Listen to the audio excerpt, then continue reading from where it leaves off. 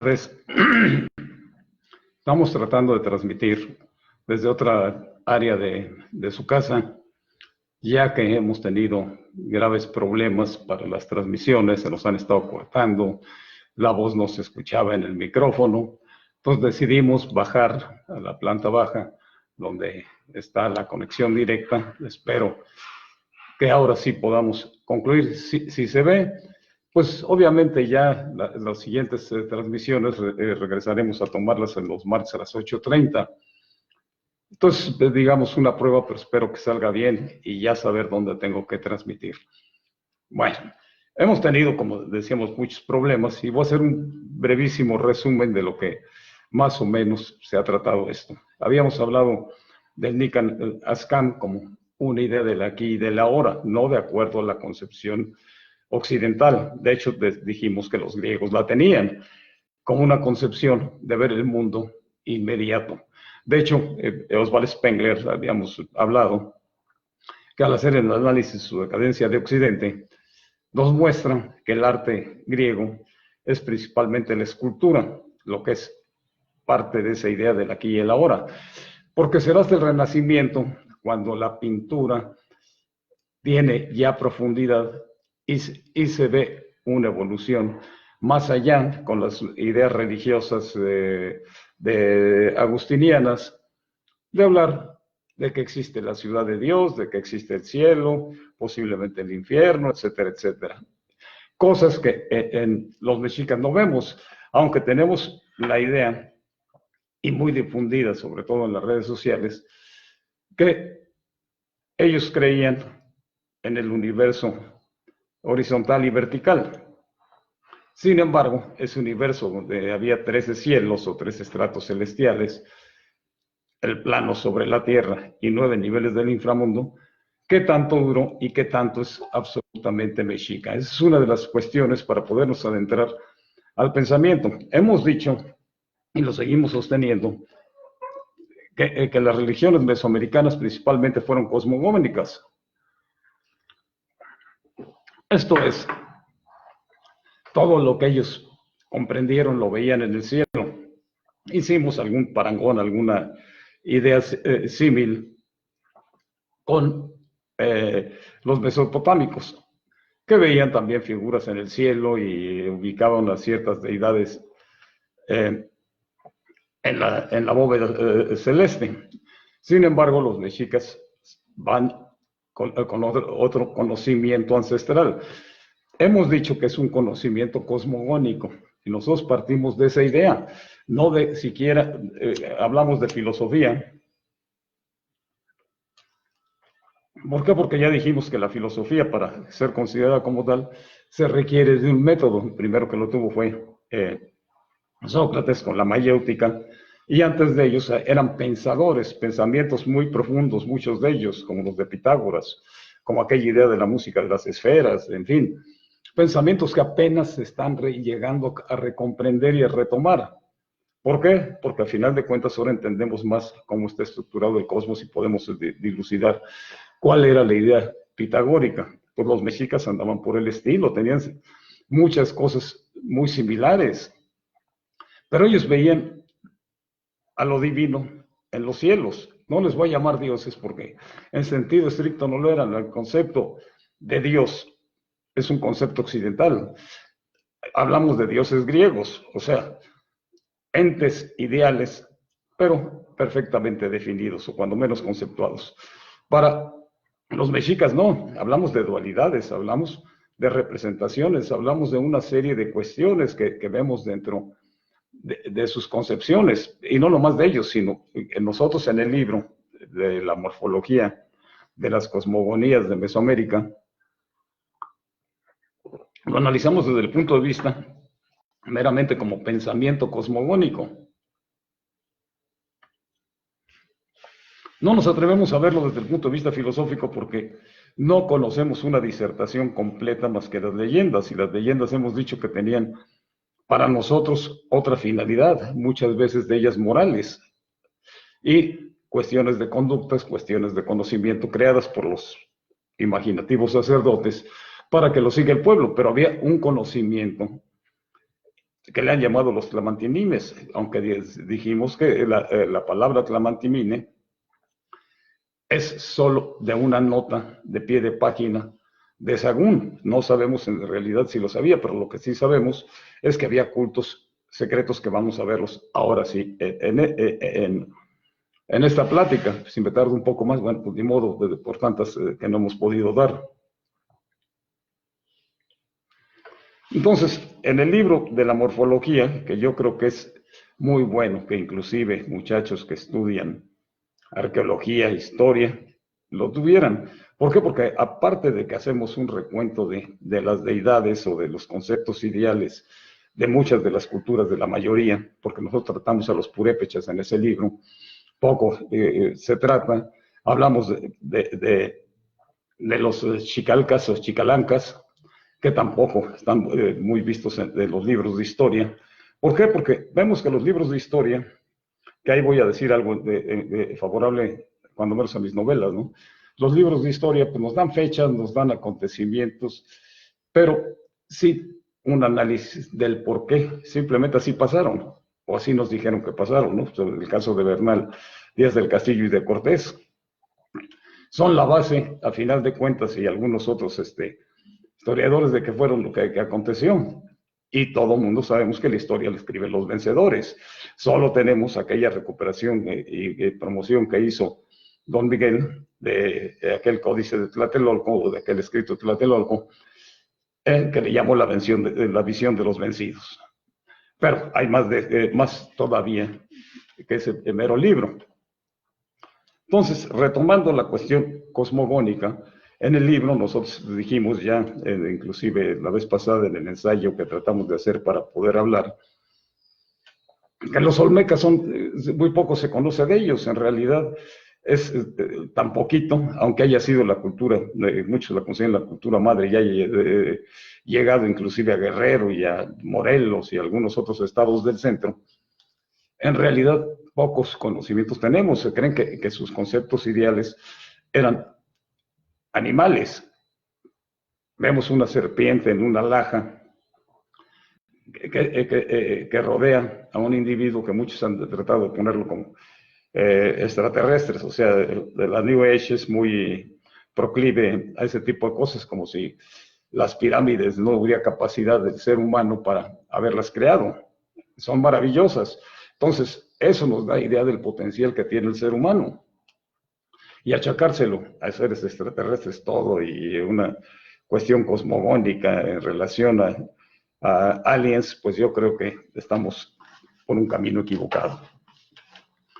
Entonces, esa cosmogonía que no conocemos de los olmecas, sino que realmente empezamos a tenerla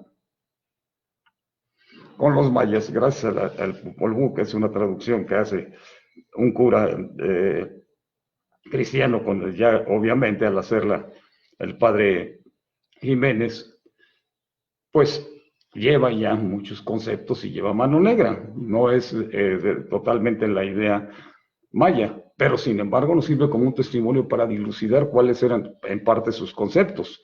Así tenemos a Tepeu, a Cocumatz, que cambian los nombres en los mayas del norte, aquí en Yucatán. Pero son las mismas deidades, inclusive en el Popol Vuh. Dentro de las cosas que pone el padre Jiménez, pues trata de poner una especie de Babel, pero en el relato es el dios del fuego el que hace que tengan varias lenguas, no nomás una. Entonces, el libro del Popol Vuh es en quiché, de los quichés, mayas del sur, de Guatemala y más allá de Honduras y de esas partes. Pero nos confirma la idea de que eran cosmogónicos, que ellos habían observado el cielo para darse una explicación ontológica del por qué están aquí. Entonces, esas ideas las vemos que no son muy difíciles. Saber que cuál es la serpiente fuerte, pues podríamos decir lo que es inclusive la Vía Láctea por la manera en que se presenta como un serpentín de luces.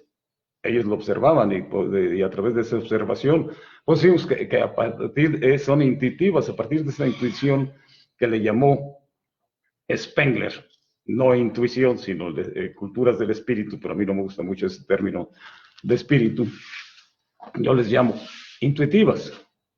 ¿Por qué? Porque veían y con esa intuición crearon su pensamiento. Entonces vemos que la serpiente fuerte, que es Cucumatz, y Tepeo posiblemente tenga, y no digo posiblemente, estoy casi seguro que tiene una relación con Huehueteotl, porque traen el brasero en la testa, que diríamos es el fuego primigenio, o el fuego originario, que convergen al final de cuentas con las nuevas teorías del Big Bang. Se ha quedado atrás la Place Chamberlain. ¿Por qué? Porque ese pensamiento, a final de cuentas, era muy luminoso. Tanto que sí hay un creador, que para los mayas es Tepeo y para muchos de las culturas de más al centro será Huehueteotl, que le llaman realmente Huehueteotl porque por la costumbre de llamarle a los dioses con los nombres nahuatlacos. Entonces, ¿cómo le llamaban a Huehueteotl los teotihuacanos? No lo sabemos. ¿Por qué? Porque no sabemos qué idioma hablaban o qué lengua tenían, ni de dónde provenían. Realmente sabemos que tuvieron mucho contacto con los mayas, inclusive por las conquistas de Tikal, de Quirigua, que realizaron los teotihuacanos. Entonces, y se han encontrado recientemente mucho vestigio maya en Teotihuacán. Entonces, que hubo una asimilación, una transculturación total, la hubo, una gran asimilación, pero con sus propias características, porque todas las maneras de transculturizar las cosas no son al 100%, sino se toman ciertas partes. Uno de los pueblos que tiene una gran transculturación, pues es a final de cuentas los mexicas. ¿Por qué? Porque lo vemos en sus conceptos sagrados. Aquí es cuando empezamos a dilucidar ya el pensamiento mexica. Hemos dicho que los mexicas posiblemente salieron de Jalisco, es más, si hay vestigios, pero llegaron a Michoacán, a la parte de Pátzcuaro. Ahí estuvieron asentados, los corrieron de seguro. ¿Por qué? Porque a lo mejor no pertenecían totalmente a los purépechas, de dónde venían no sabemos. Se ha dicho míticamente del Aztlán, sin embargo, el Aztlán puede ser meramente un mito, que si hubo una peregrinación de seguro la hubo, pero de dónde venían exactamente no sabemos. Lo que sí sabemos es que cuando llegan al Valle de la Náhuatl son considerados chichimecos, salvajes, apestaban a piel de perro, porque era lo que vestían, o piel de venado, o sea, pieles de animales. Ya los vemos todos en los códices, inclusive muy bonitos con su ayate, pero eso fue después. O sea, el querer borrar esa parte de su pasado salvaje para asimilarse a las culturas de la náhuatl, que eran, a final de cuentas, nahuas. Con esa mentalidad llegan aquí y vemos distintas fuentes, entre ellos el Códice Tobar o Códice Ramírez, donde ya nos demuestran con ciertas vestimentas descubriendo el nopal que crece sobre el pedernal, donde se para el águila, pero si vemos ese códice, ahí no vemos ninguna serpiente, tampoco la vemos en la tira de la peregrinación, no había serpiente. Unos hablan que es el Tlachinoye, un símbolo de guerra sagrada, agua y fuego, pero es un símbolo de guerra sagrada. Entonces, no sabemos si el Tlachinoye lo cambian, pero vemos que en el Códice Tobar está el águila y sostiene en la mano un pajarillo y hay un tapete divino, no comía el águila. Ese es un concepto posiblemente de una reforma de Tlacael en tiempos de Ilhuicamina, y entonces posiblemente lo que conocemos nosotros como tira de la peregrinación sea una reforma religiosa y cultural que hizo Tlacael para asimilarlos a los pueblos nahuatlacos, o sea, asimilarse, hacer cultos, que era su aspiración desde que llegaron al Valle de la Náhuatl. Entonces, ¿cuál es el pensamiento realmente mexica? Hemos visto, y vemos en los libros de historia, y también los que estudian historia y que logren ver, se darán cuenta que siempre se trata como una sola cultura la nahuatlaca. Cuando nosotros sabemos, y si vemos a fondo y estudiamos un poco, que no eran ni siquiera los mismos conceptos de los tlaxcaltecas al de los mexicas. Los tlaxcaltecas como deidad principal tenían a Camazli, que muchos lo identifican, a final de cuentas, con Mixcoatl, pero Mixcoatl para los mexicas, dentro de su concepto originario que veían en los cielos, Mixcoatl era la Vía Láctea. Y dentro de algunas leyendas lo ponen como si fuera no el esposo, sino el compañero, porque ese término de esposo y de fornicar entre dioses no lo tenían. Los mexicas no son hijos, ni siquiera cuando vemos otros conceptos podemos llamarlos hijos. Son producto de qué, de un devenir, de una idea cósmica. No son hijos como en el cristianismo, pretenden decir que es Cristo hijo de Jehová. Entonces, es otro concepto muy distinto. Mientras los tlaxcaltecas, que tienen influencia de los chicalcas y que tuvieron otros pueblos que tampoco eran muy afines a ellos, como fueron los de Huejotzinco, tenían sus propias concepciones.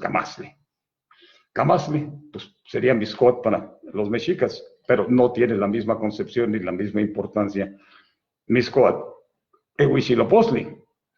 De hecho, ni siquiera lo vemos en la cruz Cucuince, a Mixcoatl, y se supone que era el compañero, entonces, de la Coatlicue. ¿Quién decimos que es la Coatlicue? Para nosotros significa, a final de cuentas, la constelación de Géminis, por las dos estrellas gemelas que podían dar la explicación de esos conceptos que no entendemos mucho al ver una cabeza dual de serpiente. Pues ahí podríamos ver las dos estrellas gemelas, por eso la cabeza dual de serpiente. Es una explicación personal, pero no es mía. Yo me baso muchas veces, por ejemplo, en el maestro Alfredo López Austin. Él nos señala que, por ejemplo, Tecaztlipoca es lo que nosotros conocemos como la constelación de la Osa Mayor. Ellos no veían una osa, veían un jaguar. Ahí está Tecaztlipoca en el cielo. Pero también tenemos a Quetzalcóatl como la estrella dual. De ahí muchas de las representaciones y de los protegidos de Quetzalcóatl, porque Quetzalcóatl tiene muchas representaciones, la de Hecatl, tiene la de Nanahuatzin, tiene la de la estrella de la mañana y la estrella de la tarde, es la deidad de los gemelos, es muchas cosas que Quetzalcóatl, es el serpentín que sube al cielo, son los vientos. Pero, a final de cuentas, es Venus, que sabemos ahora que es un planeta. Entonces ellos ven en el cielo todos sus conceptos ideales. No es como pretenden no decir que son energías. No, no, señores, por favor, no le den vueltas, no empiecen a meter ondas que no, porque de por sí se dice ya muchas cosas, y lo que se trata es de demostrar que los mexicas y los pueblos mesoamericanos tenían un pensamiento lógico y estructurado. No eran, a final de cuentas, ni lamas tibetanos emplumados, ni eran una cultura oriental, sino es una cultura meramente que se da en Mesoamérica y quizás un poco más allá. Eso lo está haciendo López Austin, estudiando algunas relaciones y tratando de entender ese pensamiento ya de por sí difícil en todo América, no nomás Mesoamérica. Lo está logrando, entonces se ha juntado con antropólogos y arqueólogos del Perú. No sé todavía a la fecha cuáles sean los resultados de sus estudios, pero algún día los tendré. Bueno, si me presta vida también, tiempo, ¿no? Entonces, nosotros vemos y convergemos con muchos, aunque no lo hayan escrito de la manera en que yo lo pongo, convergemos en que sí eran cosmogónicos. Quizás López Austin, que sí estudió leyes igual que su servidor y después estudió antropología y algo de filosofía, sea el más abierto a ciertos conceptos y sigue investigando. Lo que pasa es que ya es un hombre mayor también. Quizás no veamos todo su potencial desarrollado en los libros, pero ya tenemos a López Austin y tenemos al maestro León Portilla hablando de un pensamiento estructurado. yo sigo esa idea, que tenían un pensamiento muy estructurado, para nada eran salvajes. Esto que decimos, los españoles ni lo entienden, ni lo comprenden, ni les interesa. Ellos creen que nos vinieron a civilizar, cuando la cultura que trajeron es la más retrógrada que había. Al final de cuentas, aquí había un pensamiento luminoso, como lo dice Spengler, una cultura que mataron sin que llegara a desarrollar todo su potencial. Esa es nuestra postura. Por eso sigo tanto Spengler, porque al final de cuentas hay que analizar que la decadencia de Occidente se viene desde la Edad Media, con la edad del oscurantismo. Tiene un nuevo brillo con el Renacimiento, pero después del Renacimiento, mismo Spengler ya señala que es una cultura en el ocaso, moribunda, poco puede producir. ¿Qué ha producido la cultura occidental? Ese afán desmedido por la riqueza, ahora con la tecnología y la manera de poder publicitar lo que se fabrica, hace que el hombre sea un ente unidimensional. ¿Qué es lo que quiere el hombre? Desea, desea y desea, lo que no va a poder conseguir más que unos cuantos que son los amos del mundo. Entonces, esa cultura, para nosotros, está perfectamente anquilosada. O sea, la cultura occidental ya no produce nada. Vean lo que nos está produciendo en este país, que no somos occidentales 100%, pero estamos occidentalizando. Quizás de ahí la explicación del narco, quizás la explicación de muchas cosas, los feminicidios, la falta de respeto, de los valores. Que aquellos sí, dirían muchos, yo soy de los que pienso que sí, había ofrendas rituales, pero por otra razón, que es parte del pensamiento mexica, parte del aquí y el ahora, como Nicanascam, pero con una cuestión perfectamente cosmogónica y entendible. La vida de los mexicas nunca fue fácil. Desde que salieron, quizás no de Aztlán, de donde hayan venido, la realidad es que tuvieron que peregrinar muchos años, como los toltecas, y cuando se asentaban en alguna parte no eran bienvenidos, los corrían. Quizás por eso salieron de Jalisco. Jalisco tiene muchas ventajas, es un gran estado, sabemos que tiene muchas riquezas, que es tierra fértil. Michoacán igual, los corrieron de Michoacán por chichimecos, por salvajes. Llegan, continuando su peregrinación, a la zona de la Náhuac, la cuenca del Valle de México. ¿Y qué sucede? Tampoco son bienvenidos. Sabemos que los dejaron en Atizapán, en un cerro lleno de víboras, que es Custitla, el Pelón Custitla. Y que ahí hay un templo, que por cierto me mandaron unas fotos un amigo, que no recuerdo ahorita el nombre, de aquí de amigo de las redes, ya me mandó las fotografías del templo, todavía existe ahí en la cortina de la presa de Ansaldo. Sería bueno que se viera, porque ahí posiblemente empieza la historia de los mexicas en el Valle de la Náhuac.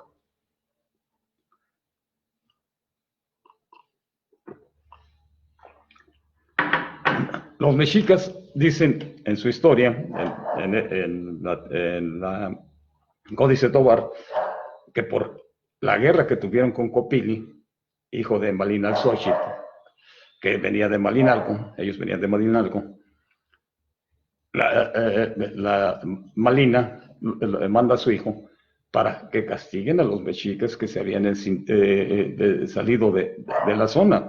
Se arma la primera guerra en las faldas del Ajusco y se supone que pierde Copili, aunque hay otras cuestiones de Copili que había que ver, por ejemplo, en algunos códices que se hicieron para obtener prebendas de los españoles, donde ponen a Copili, inclusive en Chapultepec, que tuvo un cierto matrimonio, algunas otras cosas, pero lo que sabemos nosotros de Copili es que era hijo de Malina, en ese entonces la matriarca de Malinalco, y manda a su hijo en una guerra púnica para que haga que los mexicas que se habían salido regresen. Pues no, le ganan los mexicas y ahí, según la leyenda, dice que ordena a Huitzilopochtli que le saquen el corazón y lo pongan en una roca. De esa roca brota el agua, los manantiales. Obviamente es un mito, pero sí nos da luz de que sí realizaban sacrificios, solo que sigan diciendo mucha gente que lo crearon eso también los españoles. Los españoles no necesitaban crear lo de los sacrificios, hombre, por favor.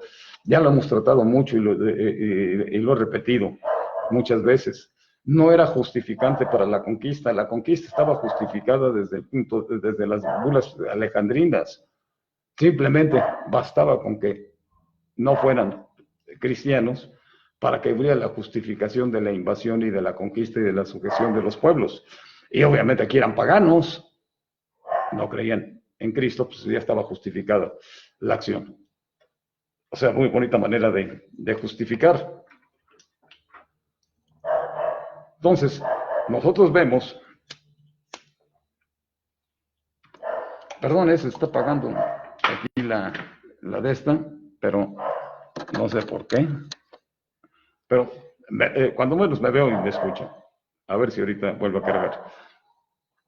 Entonces, todas esas situaciones que estamos viendo hacen del pueblo mexica muy especial, acostumbrados a ser corridos, a ser vejados. ¿Cómo se convierte en el pueblo de la guerra? Por necesidad. Primero, sabemos que los culocanos, cuando llegan a la parte de Atizapán, los dejan, creyendo que se iban a ir porque les dejan el Cerro Pelón. Los mexicas aprovechan, hacen una represa en el río Pantepusco, que es el río Magdalena, donde está el templo y donde está la cortina de la presa de Ansaldo, y logran hacer cultivos, logran hacer sus cementeras. Entonces, es un pueblo muy voluntarioso, influido, ¿por qué? Por sus sacerdotes. Era una teocracia cuando llegan. Llegan, se supone que con Tenoch gobierna muchos años a los mexicas, es el primer, digamos, Tlatoani, nomás que era sacerdote, no era un civil, que digamos, como lo viene siendo Acamapistli.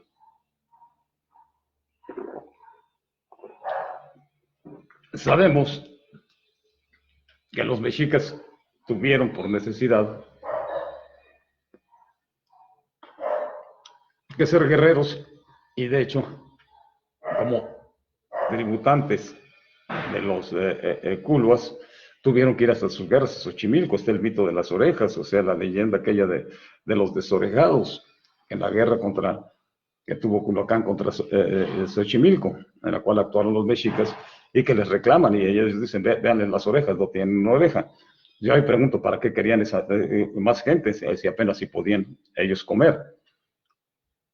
Que me lo resuelva alguien. No estoy diciendo que los querían para alimento, no eran caníbales, no engordaban a la gente y se la comían, no eran cazadores de cabezas con el concepto tradicional de canibalismo, era una especie de ritual. Quizás también lo dijimos, los grandes señores, pues convieran un poco más, el parte y reparte se queda siempre con la mejor parte, la política siempre ha sido igual. Eran los grandes señores, pues posiblemente el pozole que tanto se pelean unos que sí era de humano, no era de humano, posiblemente sí lo hayan guisado. Entonces, toda esta situación, a final de cuentas, nos conlleva a decir que es muy posible, y nosotros nos abocamos porque sí, que haya habido ofrendas rituales. Vemos que los mexicas no tenían un concepto de estar en la madre tierra, porque a final de cuentas ahí es donde empezamos ya el problema y entramos aquí y a la hora. ¿Qué era para ellos la tierra? O sea, nos han dicho muchas veces, y lo vemos en las redes sociales muy seguido, que tenían la idea de los 3 estratos celestiales donde estaba lo sagrado, y que en cada uno de esos 3 estratos celestiales se movían ciertos conceptos sagrados. En el más austral, el más lejano, estaba la pareja dual, ahí tenemos un problema, que lo vemos como Tonacantecutli, Tonacantecíhuatl, pero también lo vemos como Ometeutli y Omecíhuatl. Sin embargo, hay diferencia entre los dos conceptos, que son, a fin de cuentas, la misma deidad. ¿A quién pertenecía Tonacantecutli y a quién pertenecía Omecíhuatl? Era común, o era como sucede con la deidad principal de los tlaxcaltecas, que era Camazli, no era Huitzilopochtli. Huitzilopochtli ya dijimos que era una deidad, igual que la Coatlicue, inclusive la Coyuxauhqui, y otras deidades específicas, como es Mixcoatl, los Enzonhuiznahua, los Enzonmimixcoa, donde veían ellos a Tecaztlipoca. Ahora, vemos la transculturación que hemos estado hablando, que toman los mexicas. Obviamente nosotros señalamos que los culos a su vez lo tomaron de los toltecas, que es la dualidad, a final de cuentas, de Tecaztlipoca y Quetzalcóatl. Esa dualidad es inseparable. No eran enemigos, no eran como los tratan de poner en la leyenda, de que embriagó a Tecaztlipoca, a Quetzalcóatl, y por eso cometió el pecado de la fornicación, etcétera, etcétera. Se alocó y por vergüenza se fue. No, eran conceptos toltecas muy elevados, sagrados, que eran sus deidades originarias. Eran los dioses creadores. Entonces vemos que los mexicas traen esos dos dioses creadores, lo adoptan a su cultura, proveniente de qué, de quererse civilizar de acuerdo a los nahuatlacos. Pero ¿cómo los toman? Tenemos el problema de que cuáles eran, por fin, para los mexicas: Tonacantecutli, Tonacantecihuatl, Ometeutli o Omecihuatl. Entonces, cosas que yo no he encontrado muy claras, porque desde que leo, por ejemplo, a Chavero, él habla de Tonacantecutli, leo a León Portilla y él habla de Ometeutl, que no existía Ometeutl, es un neologismo. Entonces, todas esas situaciones nos llevan a que han ambiguado o se han juntado los conceptos nahuatlacos con los mexicas. Y yo creo que una labor que deberíamos hacer, que yo no creo tener tiempo, es determinar cuáles eran los dioses nahuatlacos para cada una de las, se supone, 7 tribus, que ya dijimos que no eran 7. Vemos que una de esas tribus era la misma. O sea, los tepanecas y los acólogas venían del mismo tronco común, ya serían 6, no 7. Entonces las 7 cuevas pues ya no me corresponden porque serían 6. Cuando llegan aquí hay una excisión entre ellos y se vuelven competidores, como la hubo con los mexicas, con los tlatelolcas. Entonces estamos hablando de que esas 7 tribus nahuatlacas no todas se quedaron aquí. Sabemos que, por ejemplo, los tlaxcaltecas, aunque estuvieron en una parte del Valle del Anáhuac, desconocemos la razón por la que emigraron rumbo a Tlaxcala, pero el caso es que ahí se asentaron, y había otra parte también, ahí ya habían estado los chicalcas. Hay una transculturación ahí, pero los mexicas también aceptan las deidades que fueron de origen tolteca. Ahí tenemos entonces ya a Tecaztlipoca y a Quetzalcóatl, con sus conceptos ideales originarios, que lo situaron o no en los 3 estratos celestiales. Sí, está Tonatiuh, pero Tonatiuh es una deidad, a final de cuentas, que es débil, pero también tenemos el mito creacional del sol, donde se avienta al fuego Nanahuatzin, y el otro la luna, y que eran el sol y la luna, que no es mexica ese concepto, sino puede ser de transculturación, inconvenientemente adaptado y adoptado. ¿Por qué? Con la finalidad de que fueran aceptados como otros nahuatlacos más.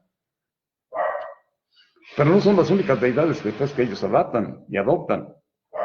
Tenemos una deidad de origen yope, que era un pueblo, a final de cuentas, sin tanta importancia, pero a final de cuentas, por la conquista, eran indómitos. Los yopes nunca los conquistó nadie, eran terribles, eran guerrerísimos, pero su dios era Xipetotec, o sea, sus dioses, los dioses creadores.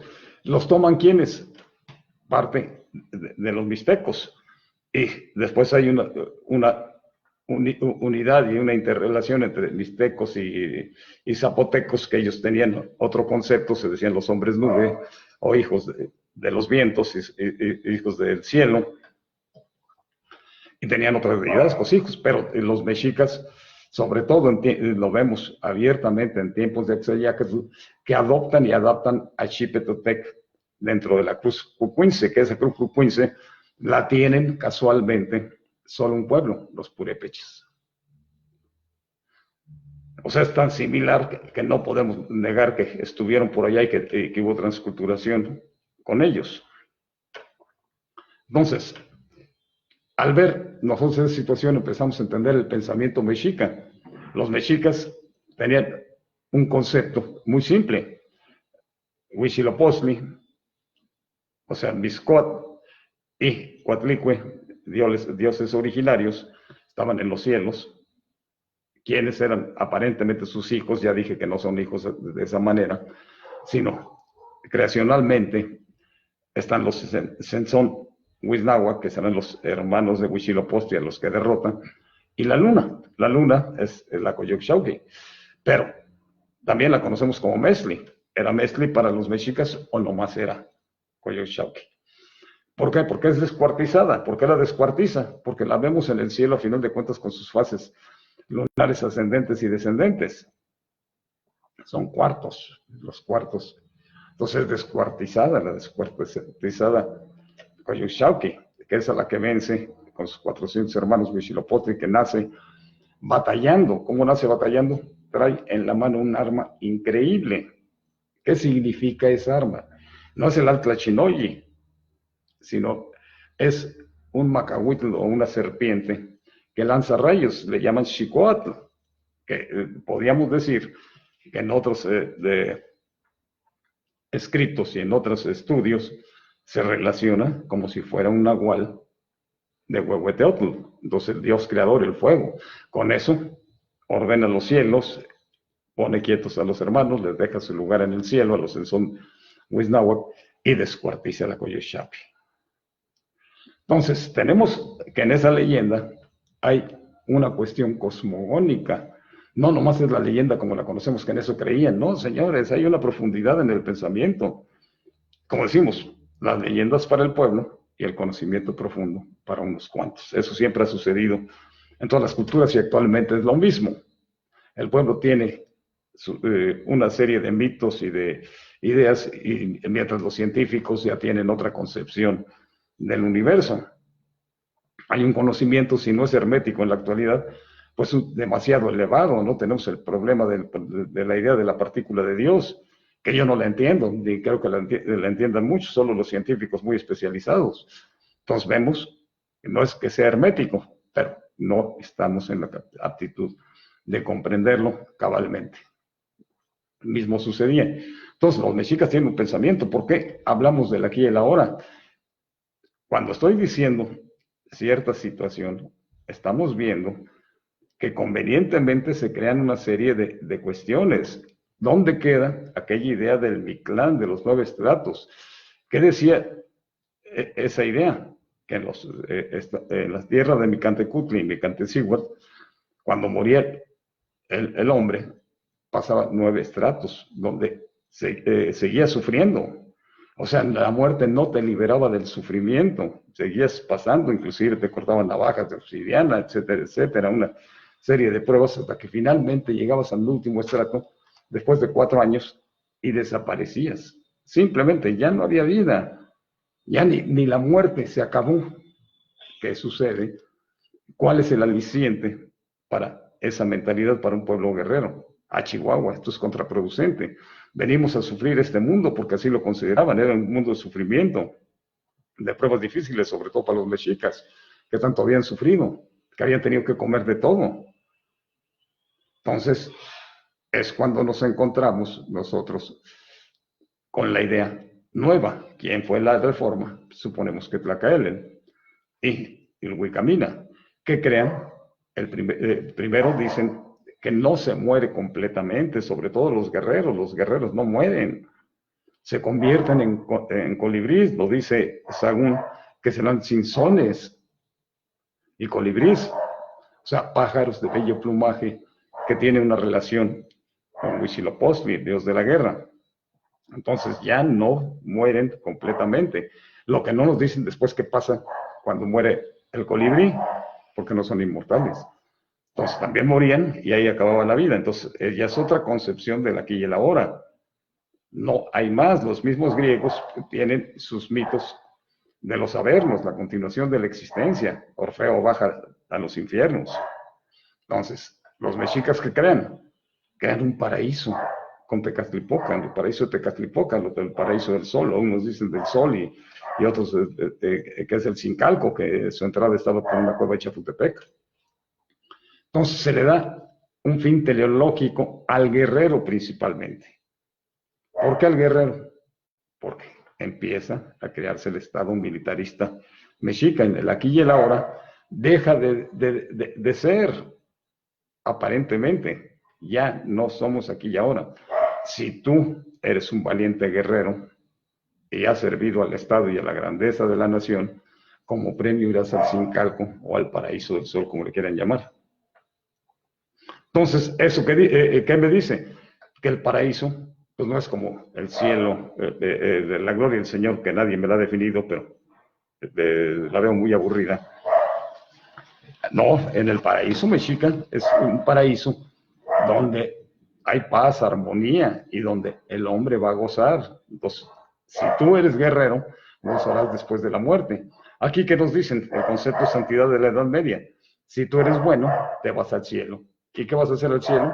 Pues no sé, vas a estar sentadito en la gloria del Señor viendo la luz divina y mucha gente cree que esa es la felicidad total. Pues en fin, hay una concepción distinta, la de los mexicas y la de que traen los europeos. Los mexicas, soy guerrero, voy a un paraíso, pero no nomás sean los únicos guerreros. Sabemos que las mujeres tenían un lugar muy especial, sobre todo se les concedía la idea de que eran guerreras. ¿Por qué? Porque eran los encargados de traer a guerreros al mundo, entonces también eran guerreras. O sea, había una valorización de la mujer que no se tiene hasta la actualidad. ¿Qué pasó? Pues la maldita colonización que nos trajeron. La mujer pierde ese espacio, esa importancia que tenían los mexicas al desaparecer el pueblo. No sé cómo sería, que eso también es otra de las cosas que tengo duda y que no he encontrado, cómo los trataban los tlaxcaltecas, cómo los trataban los acolhuas. Se dice que en Nezahualcóyotl valorizaba mucho a la mujer. Muchas de las ideas de Nezahualcóyotl fueron adoptadas y adaptadas por los mexicas, por Ilhuicamina y Tlacaelel. Entonces, cuando menos ahí tenemos una referencia. Pero ¿qué pasaba con los tepanecas? Con los mismos aliados de la Triple Alianza. Con los tepanecas no sabemos la consideración que tenían con la mujer, cómo la veían. Sí sabemos que la utilizaban para alianzas, pero cómo la trataban no tenemos una referencia total, no hay códices, o sea, hay una serie de escritos que hay que irlos armando como un rompecabezas chino, muy difícil de armar. Entonces, cuando menos en los mexicas sabemos cómo las consideraban, las mandaban al Tlalocan, a un paraíso especial para ellas, por ser guerreras, y habían muerto en parto. Pero ¿qué pasaba con los macehuales? Para los macehuales que no habían sido guerreros, a final de cuentas, sí estaba la idea del Mictlán. Entonces ellos iban al Mictlán, pero resulta que después el pueblo mexica todos son guerreros. Entonces, ¿para quién queda? Para los esclavos, para la gente que traían de afuera, los mexicanos que ni siquiera tenían el grado de macehuales, eran extranjeros y ya. O sea, no les quitaban la dignidad de ser humano, pero no eran mexicas, no eran, por lo consiguiente, no eran sujetos del pueblo de la guerra, no iban a la guerra, que después, con las reformas de Tlacaelel y después del colapso que tienen con los tarascos, todo el pueblo mexica se vuelve guerrero. Entonces el mexica ya no aspira al Mictlán, aspira a un fin teleológico superior, que es llegar a los paraísos creados, es profeso. Por eso, los sacerdotes, para que vean que no nomás San Agustín, los sacerdotes siempre han sido muy imaginativos, ¿no? Entonces quedan de esos paraísos y ya hay un fin teleológico. Pero no se quita la relación del aquí y el ahora. Si no soy guerrero aquí y ahora y soy valiente, no iré a ninguno de los paraísos. Entonces, subsiste la idea del aquí y el ahora. Y tenemos un concepto directamente relacionado con eso, que es el Atlachinoyi, que es la guerra sagrada. ¿Por qué ese concepto de guerra sagrada? Ahora, En la New Age se avientan unos puntachos que dicen uno, bueno, yo no sé de cuál fuman, compadre. La guerra sagrada era para obtener cautivos, flores, para lo sagrado. Pero ¿cuál es lo sagrado? Aquí es donde empieza el verdadero pensamiento mexica. He hablado del libro que escribí primero y que dije que de la morfología de las cosmogonías, que de la verdad vale la pena leerlo. No quiero que estén de acuerdo conmigo en todo, pero cuando menos da mucha luz porque hablamos de todos los conceptos sagrados de Mesoamérica, o de la mayoría, cuando menos. Pero llegué hasta con los mexicas en ese entonces a la piedra votiva al sol, el calendario azteca, como le quieren llamar, aunque le llaman a algunos solarium, que no sé de dónde sacan los términos, a final de cuentas es la piedra del sol. Hasta ahí llegué, pero en ese entonces me conformé con hablar de Chavero y algunas de las cuestiones originarias y tomar la idea de que efectivamente es la piedra del sol y que en el centro está, a final de cuentas, Tonatiuh. Situación que es generalmente aceptada. Ya en la actualidad no. Hay algunos muy prestigiosos investigadores que ya no toman que es Tonatiuh, que lo toman igual que un servidor, que es Tlaltecutli. Y es en el otro libro que escribí, porque hasta ahí me había quedado, que es la cosmogonía en la piedra del sol, aparte de poner todas las ideas cosmogónicas, muchas de ellas que no están analizadas por muchos muy profundamente, que vienen del extranjero, de arqueólogos extranjeros que han colaborado para dilucidar el concepto. Al final de cuentas, la piedra del sol resulta ser la más estudiada. Encontramos con que ya hay una relación con Venus, con Júpiter, con Saturno, no únicamente con Venus, como teníamos la idea, que era Venus, la Luna, y a final de cuentas el Sol. No, señores, es más profunda. Entonces, ¿qué es lo que hago ahí? No se los diré, pero sí les digo que hay un pensamiento profundo más difícil. Yo me nutro cuando leo al maestro López Austin, que hace un estudio sobre Tlaltecutli, algo que no toman en cuenta muchos. ¿Quién era Tlaltecutli? ¿Qué es Tlaltecutli? A final de cuentas, llega a ser tan importante más que Huitzilopochtli. De hecho, había un culto secreto reservado para los puros sacerdotes guerreros de más alto grado, que creo yo que estaba en el Templo del Sol, que así le han llamado, pero a lo mejor no era el Templo del Sol, a lo mejor ahora resulta que es el Templo de Tlaltecutli. Si nosotros vemos ese concepto, Tlaltecutli, ¿quién era? Vamos a encontrar que hay una estrecha relación con la idea de Zipacli, con aquel monstruo enorme de enormes fauces. Esas fauces, a final de cuentas, tienen un simbolismo más amplio. Se le representa como el dios de la gran boca. Tlaltecutli traga al sol todos los días. ¿Pero quién es Tlaltecutli entonces? ¿Por qué es Tlaltecutli? Es un problema porque es un Dios que no entra dentro del concepto dual. No, es un Dios, digamos, que tiene los dos sexos. Por un lado, podríamos hablar de Tlaltecutli y Tlaltecíhuatl. Es más, de hecho, en el aspecto cosmogónico, es más importante la mujer. Ahí ya tenemos otra idea del pensamiento, cosa que no tenían los occidentales. Tlaltecíhuatl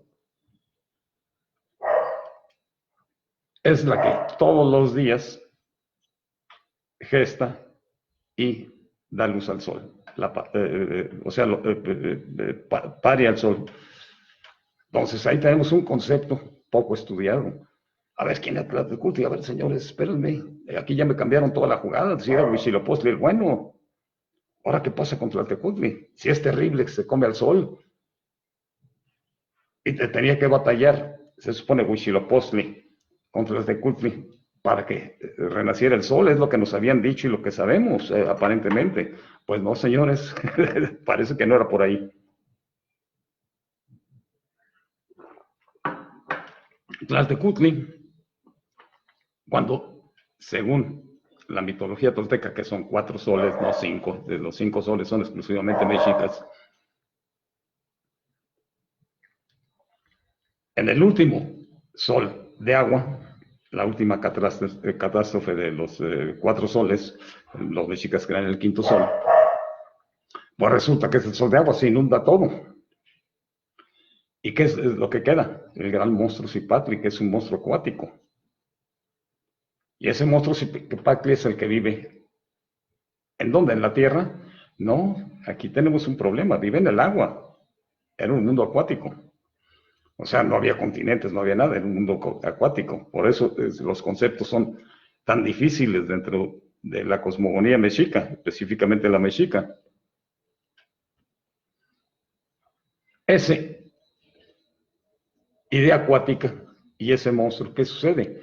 Vemos ahora la presencia de dos dioses creadores, quizás perfectamente adoptados y adaptados a la cosmogonía mexica.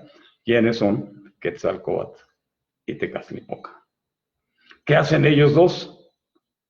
Bajan a ese mundo acuático, agarran a Cipactli y lo desmembran. Con la parte de arriba crean el cielo, con la parte de abajo crean la tierra y hacen 4 grandes árboles o 4 grandes muros para que no se vuelva a juntar.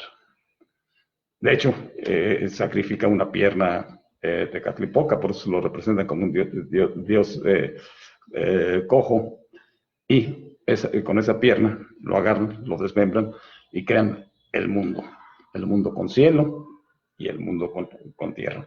Dice la leyenda que tenía muchos ojos, tenía muchas cosas de Cipactli, pero está relacionado, es una de las, digamos, nahual, alguna de las formas de Tlaltecutli y Tlaltecíhuatl. Entonces, ahí tenemos la creación de la tierra. Ya después vendrá el mito de que Quetzalcóatl baja con la Cihuacóatl, que es muy importante para entender la idea, entonces, de un lado más amable de Tlaltecutli, que será Coatlicue. Perdón, la Cihuacóatl, que es la deidad que adopta, al final de cuentas, como parte del mundo, del gobierno del mundo. ¿Por qué? Porque el Tlatoani, al final de cuentas, representaba la idea de Huitzilopochtli. Está la parte amable, que es el Cihuacóatl, que era el cogobernante, que fue Tlacael durante mucho tiempo. Entonces, dentro de esa idea creacional está el monto Cipatli, que es, al final de cuentas, también la representación de Tlaltecutli, Tlaltecíhuatl. Ahí se crea el mundo de un monstruo. Y ese monstruo, nos dice la leyenda, que resulta que sufre mucho porque tiene hambre. Tiene mucha hambre. Y pide alimento. ¿Cuál es el alimento que le dan? La muerte. Entonces ahí está la idea la verdadera idea, no estén dándole vueltas que en el corazón, que en la fregada, el aquí, el ahora. ¿Por qué? Porque hay que alimentar al monstruo de la tierra, a la tierra. Y eso es una realidad, pues vemos que todo lo que muere, a final de cuentas, se degrada, lo come Tlaltecutli, es el devorador de inmundicias, el devorador de todo. Pero para que Tlaltecutli no sufra hambre, entonces ahí viene la misión de Huitzilopochtli. ¿Cuál es la misión? Creíamos que los corazones eran para Huitzilopochtli, para darle fuerza. Pues no, según vemos, no era así, sino Tlaltecutli es el encargado, Huitzilopochtli como ordenador del cosmos, es el encargado de darle alimento a Tlaltecutli. Entonces ahí tenemos una dualidad de Huitzilopochtli que no entendíamos por qué no tenía un lado femenino, un lado que se lo crean con Tosi. Huitzilopochtli, ya lo dijimos, algo muy extraño. No hay representaciones escultóricas de Huitzilopochtli. En cambio, sí los hay de Tlaltecutli. Y ahora, ¿cómo vemos a Tlaltecutli representado? Las imágenes que conocemos de Tlaltecutli, a final de cuentas, estaban debajo, en el fondo de las vasijas que usaban los punzones para los autosacrificios. Ni modo que se hicieran autosacrificios si tampoco hubiera otros. Era la manera de dar sangre. Pero también lo encontramos que estaba de cabeza, estaba oculto. Arriba de la Coatlicue, estaba arriba la Coatlicue y abajo, a final de cuentas, Tlaltecutli. la imagen de Tlaltecutli. Pero encontraron el último Tlaltecutli hace poco, una escultura enorme de Tlaltecutli, la pueden ver en internet. Bueno, pues esa imagen se rompió, no sabemos por qué, pero estaba, a final de cuentas, parece que oculta. Y entonces ahí es donde vemos la Piedra del Sol cuando se localiza. ¿Cómo estaba? Estaba como dicen que estaba, a lo mejor siempre estuvo así, de cabeza. Y en la parte de atrás, por eso decía yo que era muy importante, si alguien me mandaba fotografías que fuera al museo, porque yo ahora vivo en Cuernavaca y no puedo salir, que me mandaran fotos de la parte trasera de la piedra, porque yo creo y recuerdo haberla visto, que está alisada. Quisiera yo tener la certeza. Entonces, en este libro de la Piedra del Sol van a encontrar todo eso, toda la idea de Tlaltecutli, y no es cuestión mía, aquí me baso en López Austin, me baso en otros grandes historiadores, arqueólogos, que quizás no se detuvieron para ver más, pero sí tenemos la referencia de que Tlaltecutli era un culto hermético, sagrado para los sacerdotes guerreros. El aquí y el ahora se da, el Nicanascan es vivir arriba de Tlaltecutli y tenerlo que alimentar, porque es un monstruo que requiere de la vida y de la muerte para vivir. De hecho, el que tenga curiosidad que busque un poco la leyenda de Tlaltecutli y se dará cuenta que hubo esta molestia entre los conceptos sagrados por haber desmembrado a Tlaltecutli y haberlo hecho el lugar donde habita el hombre. Es un lugar terrible, al final de cuentas, la tierra. Y eso lo vemos en los conceptos, en los cantares de Nezahualcóyotl. Yo no sé de dónde me sacan la idea de que iban para monoteístas. O sea, es terrible la concepción del mundo para los mexicas. No sé si para los demás nahuatlacos, pero yo me estoy refiriendo a los mexicas porque son los creadores del quinto sol. Entonces, en el centro, nosotros señalamos que está Tlaltecutli, y no nomás por eso, sino ya analizamos las dos serpientes que rodean el calendario, no como lo habían hecho tradicionalmente, sino ya pongo yo que uno es Tlaltecutli, uno es Quetzalcóatl y el otro es Tecatlipoca. Si alguien tiene la curiosidad y las ganas de leer el libro, la verdad se los sugiero esos dos libros porque es una manera de entender un poco más el pensamiento y que nos demos cuenta que para nada eran salvajes, tenían unas concepciones muy difíciles. Los mexicas fue un pueblo, a final de cuentas, que sufrió mucho. Es un pueblo que de la nada se desarrolló. Cuando ellos llegan al valle del Anáhuac, les dejan el Cerro Pelón. Después, ¿dónde se asientan? En la peor tierra de Tenochtitlán, que es al final la peor tierra del valle del Anáhuac, que es las islas de Tenochtitlán, Tlatelolco. Entonces, vivir en esas condiciones, en los primeros años no fuera nada grato. Recordemos que hemos dicho que Tenoch gobernó de 40 a 60 años a los mexicas y después vino Camapixtli. Y de ahí vienen los tlatoanis. Son menos de 200 años o 200 años y pico de la fundación de 1325 de Tenochtitlán, que es la fecha que tenemos, hasta 1521, hasta el 13 de agosto, 10 San Hipólito de 1521, que colapsa la gran Tenochtitlán y el pueblo mexica se inmola. ¿Por qué se inmola? Por el Altlachinoye. Ellos lo sabían, que era sagrado, era una guerra sagrada, no era una guerra de dominio, de conquista, sino tenía su fundamento. Por eso las guerras floridas y muchas cosas que explicarían la mentalidad de los mexicas, que se los dejo ahí de tarea, pero finalmente acabamos la idea de por qué el concepto del aquí y el ahora. Espero que para la próxima semana, porque parece que no se me cortó en esta zona, aunque sí se me fue la luz, en esta zona de la casa, volveré a transmitir entonces los martes a las 8:30. Tocaremos otros temas. Este para mí se me es muy interesante y como les digo, hay esos dos libros y el que quiera profundizar más pues puede buscar los escritos de López Austin, sobre todo en relación a Tlaltecutli, que es muy interesante todo el estudio que hace el maestro, porque nos da luz sobre cuál era el pensamiento hermético y reservado para los que quieren llamar tlamantinines, que son a final de cuentas sacerdotes guerreros de cierta élite que estaban en la Casa del Sol. Señores, muchas gracias. Espero que esto haya salido bien, aunque se me fue la luz. Y si salió bien este video, para el próximo martes les avisaré con tiempo y ya volveremos a transmitir en vivo. Muchas gracias.